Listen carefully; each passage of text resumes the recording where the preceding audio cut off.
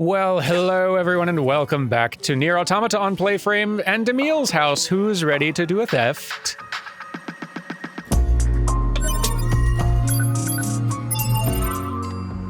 Again, a second theft, or a second attempt at the first theft that didn't go well last time, but this time I have a good feeling. I think it comes from the 99 levels I have. And if this doesn't do it, I'm quite concerned. But we'll find out. Do you have to be wearing the Emil head, or can you just walk out with it? Let's find out. I got the mask on, that's gotta count for something. They're both stolen. Don't be picky, Emil. So you were the bandit all along? Figured. You may be a cherished companion of mine, but you still must be punished. Yeah. Okay, let's not die this time. Wow. Okay, no, we can do this. We can do this. We can do this. How's hack difficulty on you? Quite challenging. And slow? Very slow. Very slow, Emil. I don't know if I should try to fight you this way. That may be just a bad idea in general. Yee. Did you heal on me? No, you didn't. Okay, let's just be proactive. This might have been easier with A2, honestly. The hacking is not really doing a lot for me. At least you're getting stunned now and then. We can do this, we can do this, we can do this. We can totally do it. We're gonna get it. Ow. We got enough self-heal going on. It's gonna be real challenging. For this little shop with a face to stop us. I lost. I guess power's the only thing that counts in this world anymore, huh? Well, go ahead and use this room for whatever you like. I don't mind. Well, I don't want to, like, always be taking a bunch of stuff from you. And there's the last weapon. Emil heads. Yes. So, can I talk to you more, or, no? Don't feel like chatting more. What if we go to your room? Wait, is this your room, or is this... I got turned around. It is, okay.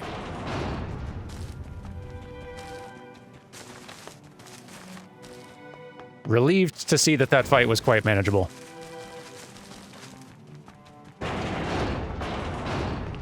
Not feeling chatty? Okay, well, I'll leave you be. Shoot me an email or something, okay? Because I'm pretty sure there's supposed to be more than this. If I understand correctly, something else should go down out in the desert. And maybe I just have to go out there. Or maybe I can find Emil, just driving around the overworld again. Let's see if we can figure out how to move this forward.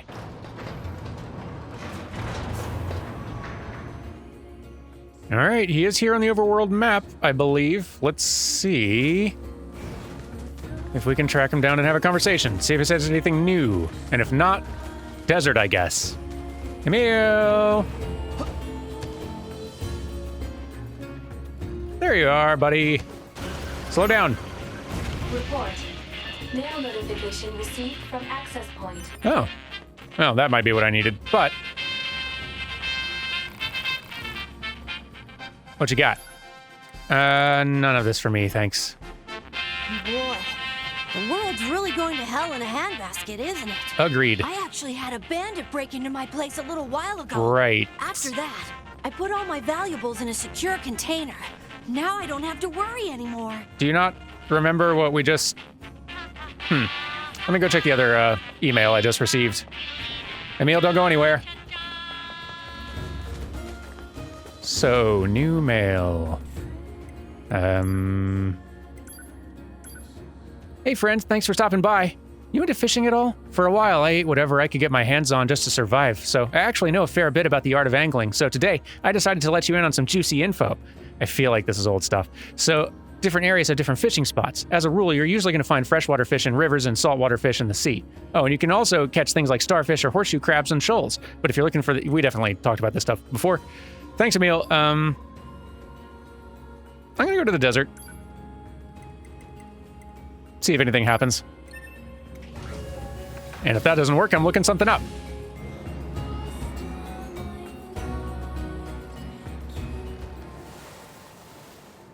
Yeah, not seeing a whole lot out here. I guess we could just run out to the Emil heads, but, you know, just to save the trouble, I'll look up what's supposed to happen next and be right back with you. Oh, right, that's what it was. Okay, so for this quest to start, I need to not only have all the weapons, which I do now, I did get the last weapon, but they do also all have to be upgraded. So let me go and see if I've got the materials to upgrade this last weapon I just got. And if not, I'll handle that real fast, and then things.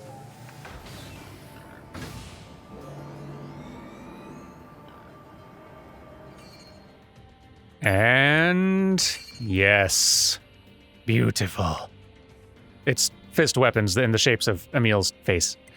All weapons accrued and level to max. Feels good.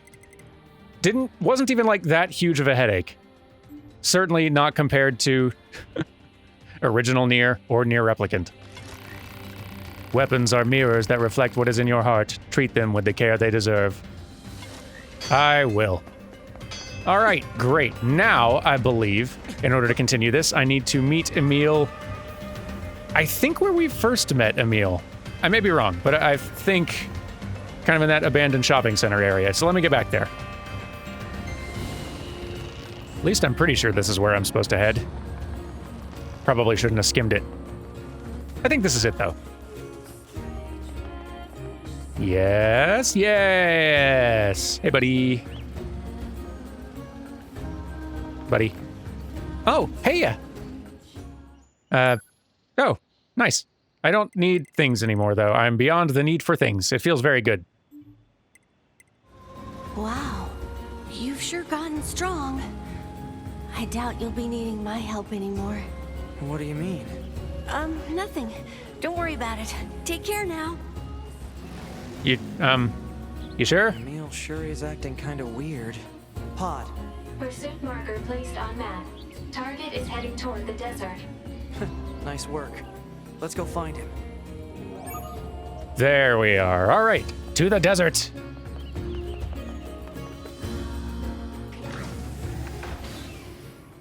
All right, little buddy. Where you at? Map says you are over here, which is, I think, where all the big heads are. Pretty sure. Gonna do a quick save.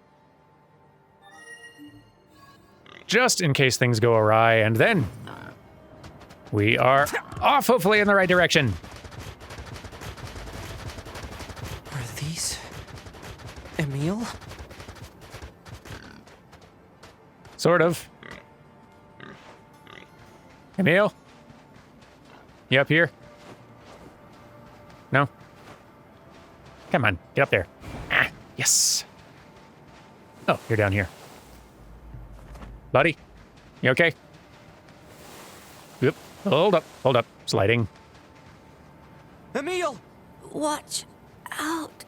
They're still alive. What? What is that? What is... Wah! Gracious. What's happening? That seems like something to hack, maybe. Or to try to. Go boy. Go boy. Quite the intense hack! Okay. Magical elements have a high probability of penetrating all defense systems. Proposal: evade. I know that! Whoa!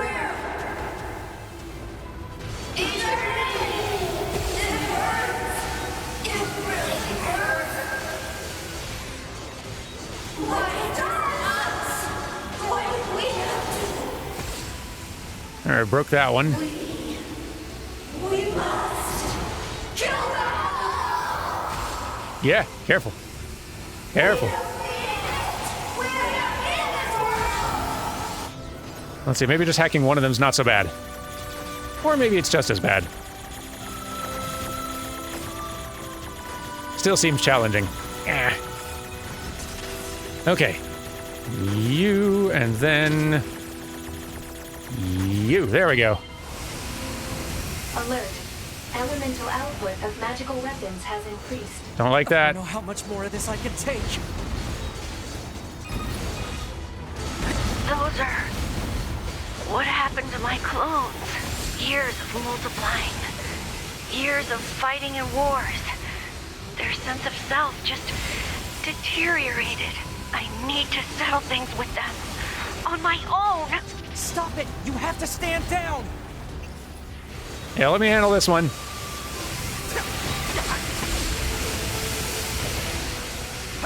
It's gonna be challenging enough already. I don't have to worry about keeping you safe also. Yee. Okay, not sure which of these to target. I guess whichever ones still have a health bar.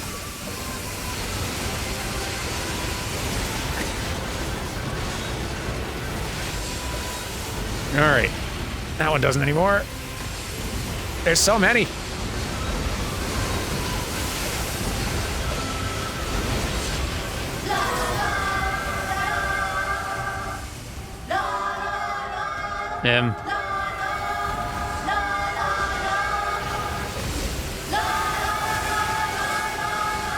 Kind of creeping me out, Emils.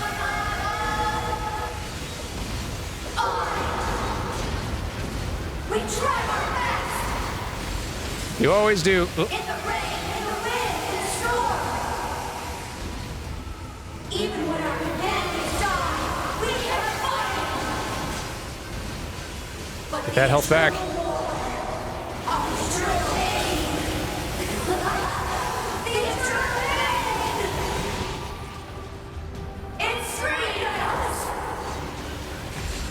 It told us there was nothing that would protect this world.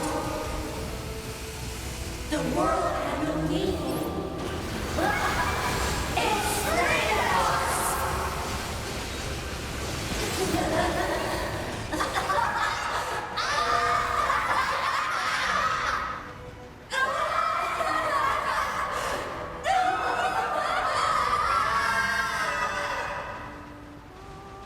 Stop!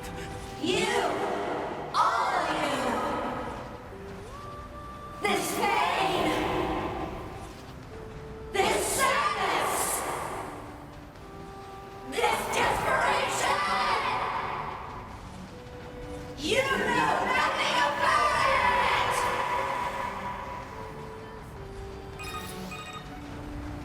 But even so, all of this is wrong! No matter how hard or how painful, they never gave up. They kept fighting because they believed they could overcome someday. Isn't that right, Kaine? Even if it's pointless, you still have to do it. Because this is the world my friend tried to save!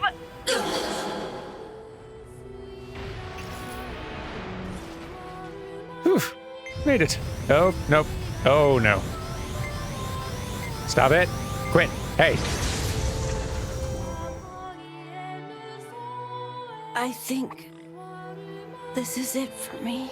I can't believe I remembered something so important. Right at the end. Emil. I was running from the memories of losing those close to me. It was so hard. So painful. At the end, I did a lot of bad things to you, 9S. But now I get to see them again. Really soon. Hold on, Emil. We'll repair you and get you back to normal. Oh. Hey. There you are. I'm so glad. I got to see you all again. Emil.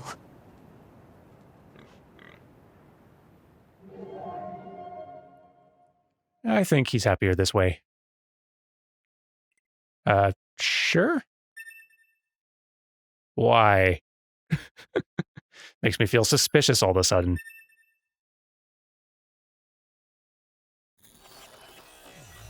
Was that an ending?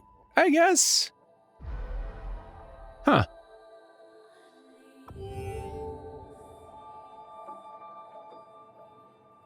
I mean, it doesn't seem like it.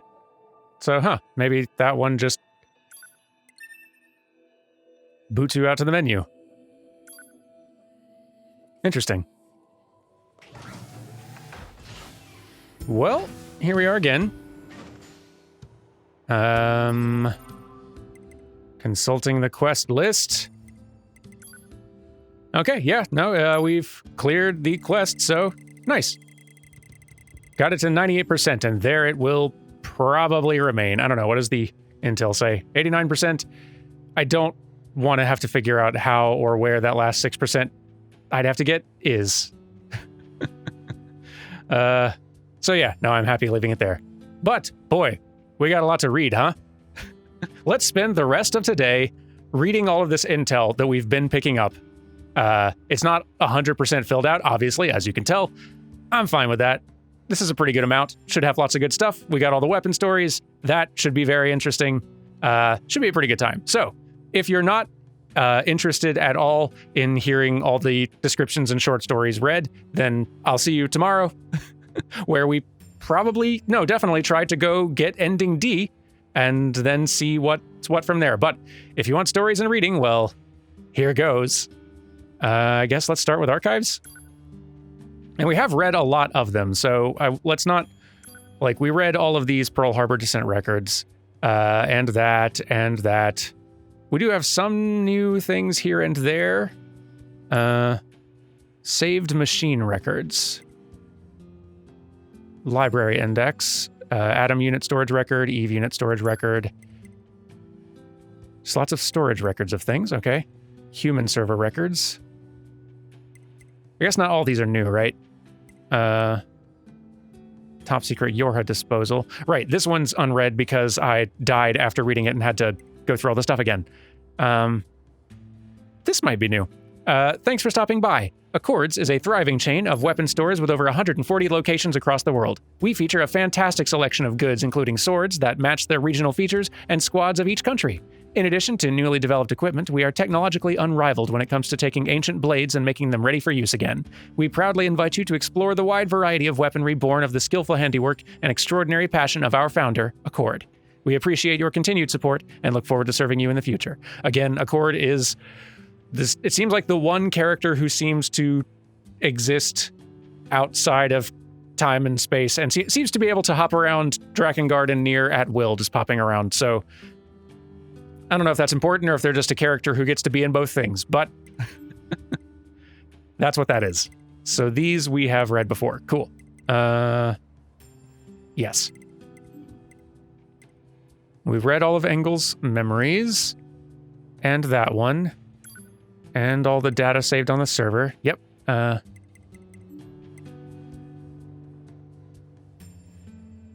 Pretty sure we read this one, but just in case. I feel so blessed to have been able to join this organization, for I, unlike other machine life forms, have found meaning in death. At first, all I did was study the religion of humans, but then I came to know the existence called God. To be honest, I still do not know what God truly is, but there is something else I learned since coming here. A life that seems devoid of purpose when faced alone can be perceived as meaningful when you are with someone else. In a world consumed by conflict and hatred, gaining such peace of mind was a happy thing indeed. For us, death is not the end, it is the beginning. There is nothing so happy as becoming God with everyone else. The Religious Order of Divinity through Death, Director, Public Relations. Wow. They got a PR department and a director. Let's see. Old world information. Apparently something new in here. June 4th. I haven't been home in days. They cut my pay again. I can't keep this up. June 12th. It was decided at the morning meeting that they're stepping up our production quota. No wonder explosions keep happening. You can't just turn out important weapons all willy-nilly. September 22nd. There was another rampage in the underground test site. Sounds like a P-22 model this time. One of my friends died. When's the war with the Legion gonna end? Filthy lottery ticket, tattered pamphlet, rotten info sheet. These we have all seen. Yeah. There's probably more of these I've not found. In fact, I'm certain there is. Okay, Machine Research Report. This seems new and interesting. Overview. While the machine lifeform network was destroyed following the collapse of the tower, a great deal of previously unknown information regarding machine lifeforms and aliens was recovered from the wreckage. As part of this analysis, we compiled research and conjecture regarding both the machine lifeform network and the lifeform codename N2, commonly known as the Red Girls, that was thought to have been commanding them. Machine lifeforms are weapons created by the aliens. The only command given for their behavior was to defeat the enemy. However, it appears that their capacity for growth and evolution went too far, and they eventually turned on and killed their creators. At this point, machine lifeforms recognized that the goal of defeating the enemy actually required an enemy. In order to maintain this singular objective, they reached the contradictory conclusion that their current enemies, the androids, could not be annihilated completely, lest they no longer have an enemy to defeat. In order to resolve this inherent contradiction, the machine lifeforms began to intentionally cause deficiencies in their network, diversifying the vectors of evolution for all machines. This is the cause behind some of the more special machine lifeforms, such as Pascal and the Forest King. Where did we get this one? Did we get this one just from Ending C? That would make some sense, right? Meanwhile, the deficient network began repeating a process of self-repair while incorporating surrounding information, until it finally reached a fixed state as a new form of network. Traces of information regarding human memories from the quantum server of the old model were discovered, indicating that it had integrated them during the final stages of its growth process. Said server contained a record of the discarded Project Gestalt, as well as information on the human who was the first successful example of the Gestalt process. Having acquired information regarding humanity, the network's structure changed once more, becoming what might better be called a meta-network, or a concept, to borrow the words of the machines. This led directly to the formation of the ego we identify as N2. So then, to sum up, for hundreds of years we've been fighting a network of machines with the ghost of humanity at its core. We've been living in a stupid fucking world where we fought an endless war that we couldn't possibly lose, all for the sake of some council of humanity on the moon that does not even exist. I don't know what the point is to all this, but I swear I will kill every evolutionary dead-end machine lifeform as well as every single asshole behind Project Yorha. I'm coming for all of your heads. Fuck you. Information Analysis Officer, Jackass. Yeah, there's not going to need to be another NieR game. We know how the world ends. And that's fittingly, the last one we have of those. Good one to wrap that on. Let's do unit data. There's a lot of it. A lot of it. And I know we've read some of these, but whatever, let's just go through the whole list. I better get some water. Making some tea after this one, that's for sure. Okay, small stubbies. The most common of the small machine lifeforms, these units bear a similarity to spring-powered toys created by humans in the past. This was likely done for the sake of increased productivity, though machine lifeforms are built from modular parts and have many variations. Equipped with projectile weapons, these units attack by firing energy rounds. While the masses of energy travel slowly, they have enough firepower to easily damage an android's armor. A pod's projectile attacks have no effect on shielded units, making close combat the most effective method of disposal. Units equipped with electromagnetic shields are immune to a pod's projectile attacks and also damage all who come into contact with its shield. Extreme care is recommended. We would be here for hours, I think, if I stopped to look at all the models of all the enemies and all their variants. So let's, we'll just stop and look at some of the more noteworthy, interesting ones. The multi-tier type. Oops. Created by stacking the bodies of multiple small stubbies, this sluggish machine lumbers ever northward and performs no proper attacks. One is left to wonder why it even exists at all. This unusual type of machine utilizes various types of both firearm and body units. When attacking, it scatters great quantities of energy bullets across the battlefield. The small biped. A small machine lifeform with limbs similar to those of a human. Its less than sizable build makes it well suited to swift attacks. Occasionally, machine lifeforms can be found carrying torches in dark places. As machines are thought to be capable of seeing in the dark, it's assumed they have some other reason for this behavior.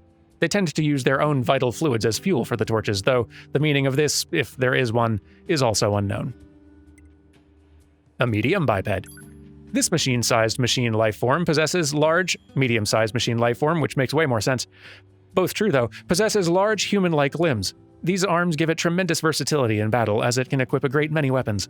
A pod's projectile attacks have no effect on shielded units. Right, that in text is going to be the same for all these. Medium quadruped. A four-legged, medium-sized machine lifeform that resembles an animal. Occasionally seen with smaller machines riding on its back, this unit attacks using the great mobility afforded by its legs. The tips of its limbs are equipped with wire cutters that can be used in combat, while the tail segment is actually a collapsible claw-like arm. This variant resembles a human when upright. Its slim body allows it to attack with unusual swiftness. Really fun enemy designs in this. The multi-leg medium model. A medium-sized machine life form with multiple legs, much like an insect. By emitting energy from the tips of its legs, it can move about as though gliding across the ground. There exist long-ranged types equipped with firearms and close-range types equipped with cutting arms. The Goliath Biped. This humanoid Goliath-class machine lifeform is actually a colony of smaller machines that uses their combined energy to move one massive body. The expandable slide rails arms punish all who draw close, while the liquid fuel rocket engine on its back grants short-lived flight capabilities. It also boasts powerful projectile weapons, and the transport apparatuses of the linked machines that comprise it, making it a dangerous foe with no apparent weaknesses. This model has enhanced leg power and a body that's flipped upside down. Unlike the standard model, it is quite agile. The rocket engine on its back is used when attacking from the air, propelling diving kicks toward the ground. The reverse-jointed Goliath. That's so cute. This Goliath-class machine lifeform is a vivid reminder of the dinosaurs of antiquity. The artillery built into its arms allows it to attack with a variety of projectiles. The small flyer. Fortunately, a lot of these descriptions I think are going to start getting redundant as soon as we start getting to like the regional variants of each one, right? Like the amusement park small flyer and the forest small flyer, that sort of thing, but we'll see. A small machine lifeform outfitted with a flight device. Its firearm launches slow-moving energy pulses that can damage even the arm of an android, while the wire on the bottom of the flight device allows it to transport other machine lifeforms when necessary. The medium flyer. A medium-sized machine lifeform outfitted with 4 flight devices. Armed with guns atop the devices and wire cutters on its sides, it's capable of taking on enemies in both close and long-range combat. The wires on the bottom of the flight devices allow them to transport other machine lifeforms when necessary. Variations with self-destruct units on top of their flight devices have also been observed. Said self-destruct units detach from their airborne hosts before detonation, allowing them to rain down destruction from above. The Small Exploder. Good name. Very good name. A self-destruct device equipped with a small bipedal unit. Such simple construction means it's technically not classified as a machine lifeform. Its only function is to approach enemies and engage the self-destruct, a task made easier by its impressive speed. A medium exploder. I'd not really even noticed that there were different sizes. A self-destruct device equipped with a medium bipedal unit. Such simple construction means etc., etc. Its only function is to approach enemies and engage the self-destruct, made easier by a layer of thick armor. Small sphere with axe. This spherical machine lifeform requires tremendous energy to stay afloat, so offense is not its strong suit. It offsets this by equipping weapons that are powerful enough to make up for its inherent lack of strength. The linked sphere type. Oh, this thing. This combination of multiple spherical machines is sometimes transported into combat by its comrades. Its many variations are a result of its unusual construction, which emphasizes flexibility above all else. A rampaging small stubby. A machine lifeform that has become violent after infection by Eve.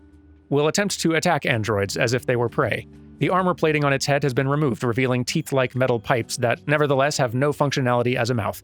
It is theorized that either this modification was implemented due to self-optimization or that possibly some alien race created them in likeness to themselves. Neither of these are proven. Spooky, though. A rampaging small biped. Will attempt to attack androids as if they are prey. The armor plating on its head has been removed, revealing teeth-like metal pipes. Same text, but for a rampaging medium biped. And that's it for the standard machines. So let's see if there's much different in the descriptions of these others. Desert machines, machine lifeforms who evolved in the desert zone, wear garments and engage in ceremonies based on the cultural rituals of past humans. The specific origins of this behavior is unknown, but it's assumed to be caused by contact with old human data. So let's see, this text looks very much the same. Equipped with a circular saw, these units use a reciprocating engine to spin the blade and slice through android armor. Its small sword is thought to have been created by a machine lifeform haphazardly combining metals. Yeah, I'll just read the name and whatever text strikes me as new. Medium biped. That's it. Goliath biped.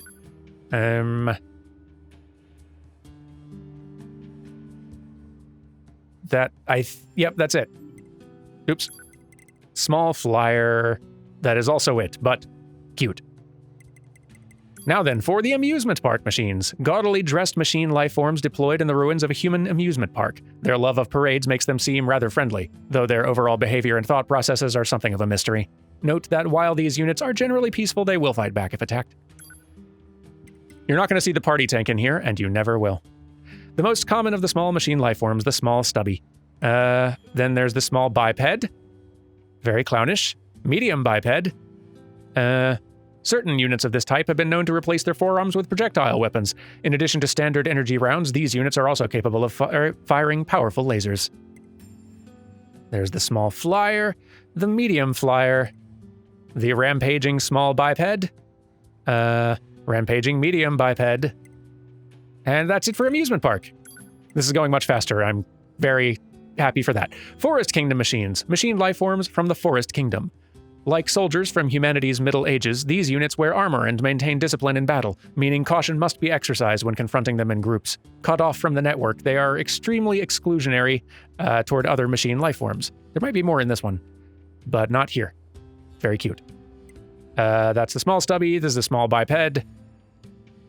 What fun variations of designs. Like, the machine lifeforms have a lot of consistent, like, parts and shapes and builds and everything, but they get a lot of variety out of just the regional flavor and just the different constructions. It's pretty cool. The tip of its spear is made of painstakingly refined metals and can pierce even an android's armor. The medium biped, the spear-equipped variant. The medium quadruped, just super cute. This variant resembles a human when upright. It's slim, but nope, okay. The Goliath biped. They're so silly and adorable and sometimes intimidating all at once, but the little helmet face masks are a delight. And that's it for Forest Kingdom. Factory machines. Machine lifeforms that formed a colony at the abandoned factory where they don strange garments and engage in arcane quasi-religious ceremonies. This behavior is thought to have started when they were cut off from the network. We got the small stubby, the small biped, the medium biped, the small flyer, and that's it. Village machines. Machine lifeforms that are part of the colony at Pascal's village. Despite their machine origins, they despise conflict in all forms and willingly cut themselves off from the network as a result. They now live a peaceful existence deep in the forest, along with other machines who share their pacifistic beliefs. Small stubby, multi-tier type, small biped, medium biped, Goliath biped, small flyer, small sphere, Jean-Paul, a machine lifeform who lived in Pascal's village and was preoccupied with philosophy. Followers across the land regularly tried to win his favor with gifts, though he regarded such efforts with disdain. He eventually departed on a journey to learn the truth of the world and was never heard from again. Pascal, a pacifist machine lifeform that despises conflict and strives endlessly for peace with humanity. This unit possesses incredible intelligence, as well as a deep interest in the history of both humans and machines. After fear overtook them, the children of the Pascal's village committed suicide. Filled with sorrow at his decision to teach them about fear, Pascal asked A2 to delete his memories. Once she did, the Pascal of old ceased to exist. Father Machine, a machine lifeform that plays the role of father, although he leaves the job of caring for his children entirely up to the mother. The Mother Machine, a machine lifeform that plays the role of mother. She reached out to 2B and 9S after a fight with her child caused him to run away, a story which serves as proof that familial bonds exist between machines. Coolant leaked from the mother's eyes when her missing child finally returned home. Despite the lack of network access causing disagreements among her family, she still spoke happily of the incredible joy to be found in understanding. Child Machine, a child machine lifeform that fled home after a fight with its mother. The Big Sister Machine, a machine lifeform searching for her lost little sister. She ventured into the desert after overhearing her sibling complain about the poor condition of her parts. This story serves as proof that sisterhood exists among machines. Little Sister Machine, a little sister machine lifeform that got lost in the desert. According to Pascal, she's a good-natured girl who cares deeply for her older sister. Filled with curiosity, she spent most of her trip home bombarding 9S with uncountable questions. She returned home on her own after being escorted to the desert's entrance. The Scientist Machine. This self-proclaimed genius sought investors for a once-in-a-lifetime invention, a rocket which landed on Mars instead of the moon. Despite the project ending in failure, it also served to solidify his standing as a unique intellect. The Weird Machine.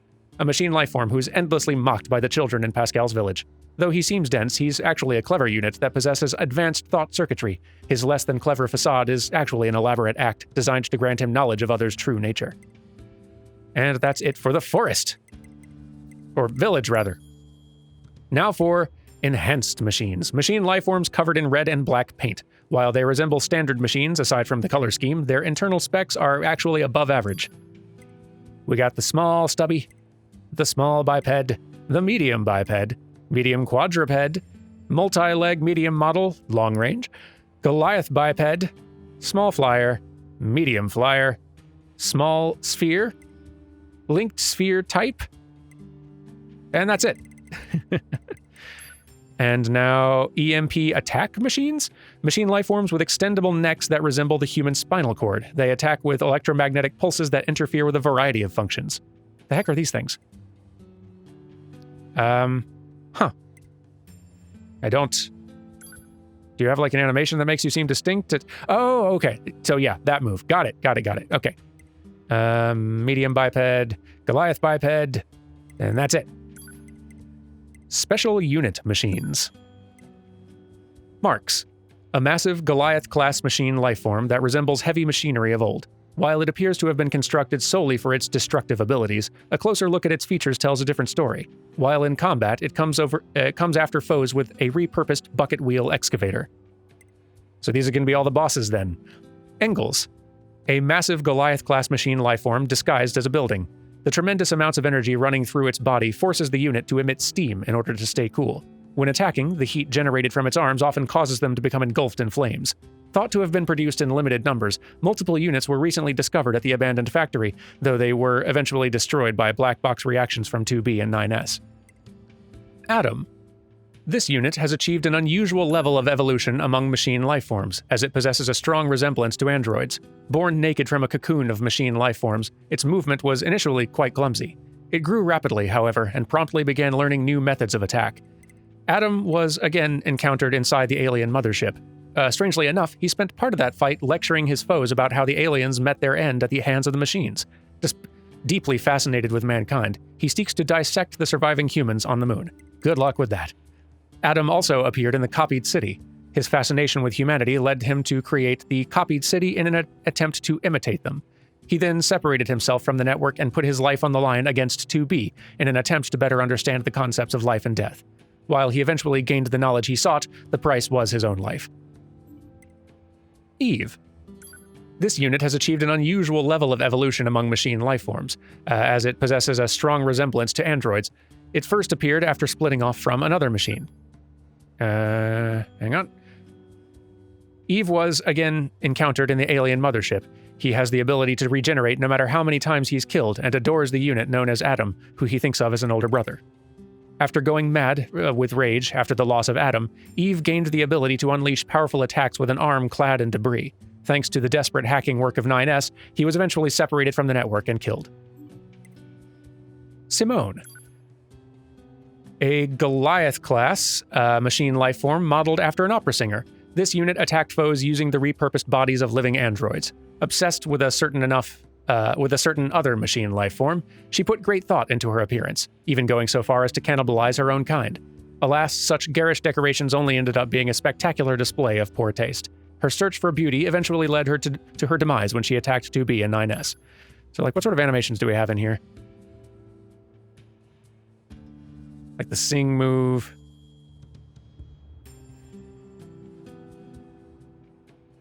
And... oh yeah, that move there.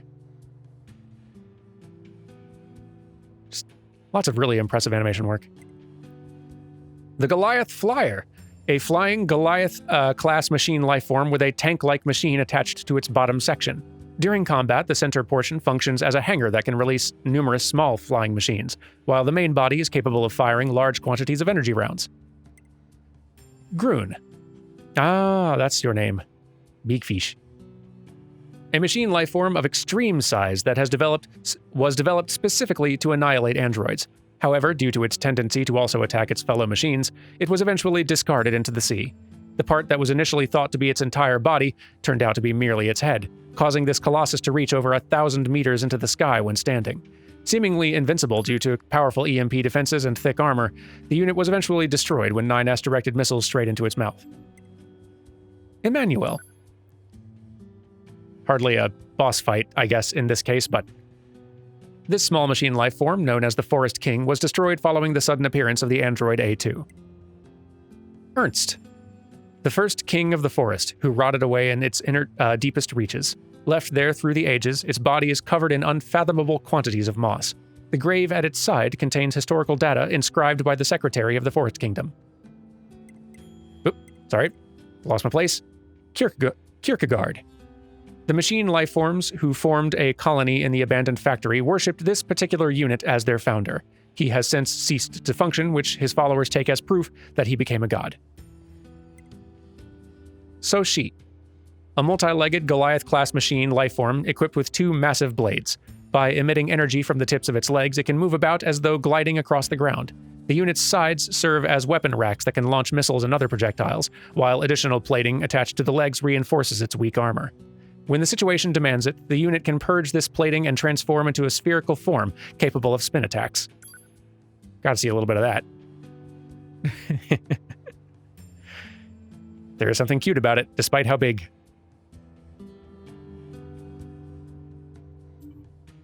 Let's see. Bokushi. A multi-legged Goliath-class machine lifeform equipped with an offensive firearm unit, this long-range menace can also emit electricity from the tips of its legs, turning nearby water-covered surfaces into danger zones. Hegel. A unit formed through the linking of several multi-legged Goliath-class machine lifeforms. Its colossal energy output is enough to keep even its enormous body afloat, and also permits it to separate and rejoin at will while unleashing a variety of attacks. The Goliath Tank. A tank-like Goliath-class machine lifeform, found at the abandoned factory. It requires a number of smaller units to function, including a commander in the top section of the turret, an operator in the front chamber, and various other machines scattered throughout. The top-mounted cannon is capable of firing energy rounds and powerful lasers, while the front contains an arm-like structure that can strike and cleave foes with ease. Finally, the rear section boasts both an attacking hammer on a crane and a cargo unit that can carry additional machines into battle. Quite the thing. August. A machine lifeform that plays the role of its older brother to countless followers. It has the appearance of a standard medium-sized biped, save for its arms, which are formed from a number of linked sphere-type machines.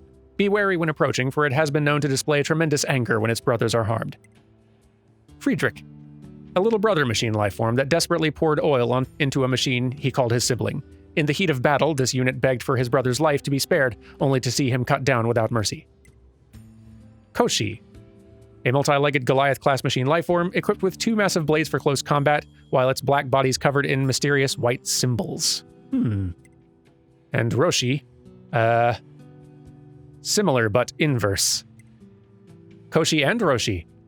Former leg sections of its combined units have been repurposed into a pair of powerful arms, making it capable of rolling out powerful attacks from both close and long range. Really cool design. Red Girl.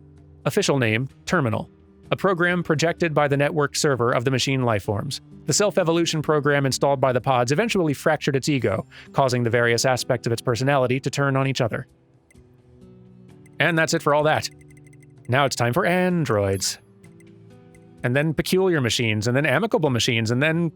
what the heck? Yorha, a standard armament. A Yorha member infected by a virus. Having completely lost all sense of self, it is hostile toward all uninfected androids. Let's see. Yorha Heavy Armament. This armed model, which specializes in combat, also possesses heavy armor and remarkable defensive abilities. Flight Unit. A Yorha member infected by a virus. Equipped with a flight unit, it prefers to attack unsuspecting foes from above. This opponent is every bit as formidable as one would expect, considering the costly equipment at its disposal. An Operator. A Yorha member infected by a virus. Operators are not typically suited for combat, but exposure to the virus has caused its specs to exceed their standard functions. Such enhancements come at a significant price to both its body and systems, however. 8B. Cool look, and that's a lot of weaponry. Really excessive. A Yorha deserter that used to be a captain. It had a deft command of multiple weapons and switched easily between them in combat. Ordered to be apprehended by command for abandoning its post, it put up a fierce resistance before being destroyed. 22B. Yorha deserter, ordered to be apprehended by command for abandoning its post, put up a fierce resistance before being destroyed. 64B. Same description. 21O, or pronounced 210. Calm and skilled at analysis, this operator was originally in charge of relaying messages to 9S. She personally requested to have her equipment transferred to a B model for the drop, after which she joined the battle as 21B before going missing. She was eventually encountered again at the Resource Recovery Unit in the amusement park ruins, where she had already been overrun by the virus. In the end, A2 had no choice but to take her life. 2B Copy. These copies of the Yorha B model, created by the tower, attacked 9S after being infected by a virus. Though 9S was eventually able to defeat them, the timed detonation of their bodies blew off his left arm. 9S. This unit's official title is Model S Number 9.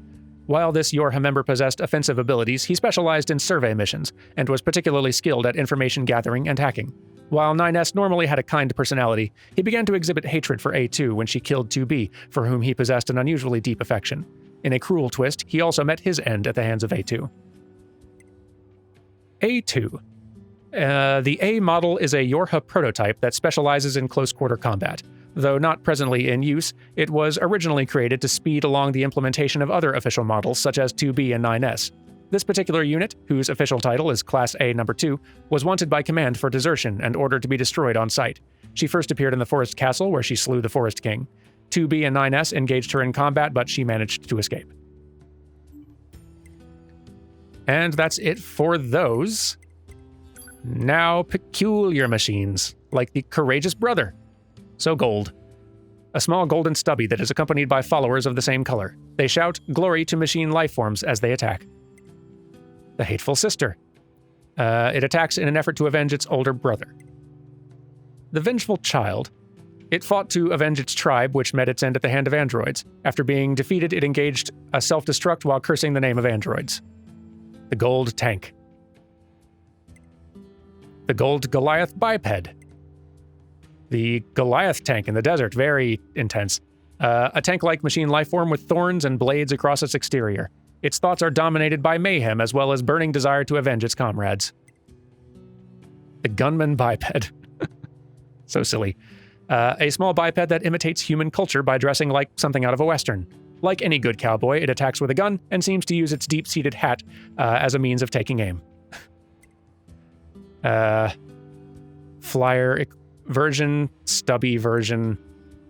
Blood-drenched machine. A machine lifeform drenched in blood. Filled with resentment over the destruction of its comrades at the hands of the Resistance, it now seeks revenge against all androids. Ah, yes, this is the golden thing at the amusement park that I mentioned, which is very good for getting experience from. A machine lifeform that mimics the bronze statues of the amusement park. Donning a pair of rabbit ears, it attacks by flailing a trumpet. You have to do a lot of damage to the thing to even get it to stop acting like a statue and actually fight back.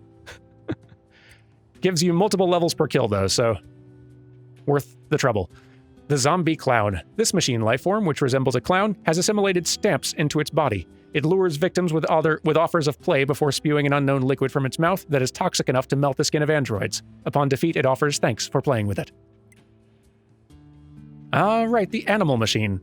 This unit, a medium-sized quadruped with antlers on its head, resembles an animal in both appearance and behavior. After forming a pack of ferocious beasts and attacking the native animals, it appears to have been ostracized by its fellow machine lifeforms. The Gravekeeper. Neat. A medium-sized biped that guards the grave of the Forest Castle's first king, attacking intruders on sight. The moss on its armor serves as proof of the many long years it has spent in this role. The Dying Goliath Biped. This Goliath-class biped has multiple weapons lodged into its body and attacks without regard for friend or foe. It's one of the machine lifeforms that was injured in a failed suicide attempt. Amicable machine time. Let's see. A machine with a dream. This brightly decorated Jean-Paul fan from the amusement park regards the philosopher as cool and mysterious. She considers another of Jean-Paul's fans living in the desert to be her mortal enemy. She presented Jean-Paul with a gift of beautiful glass only to have him reject it as a useless trinket, a response that inexplicably made her happy.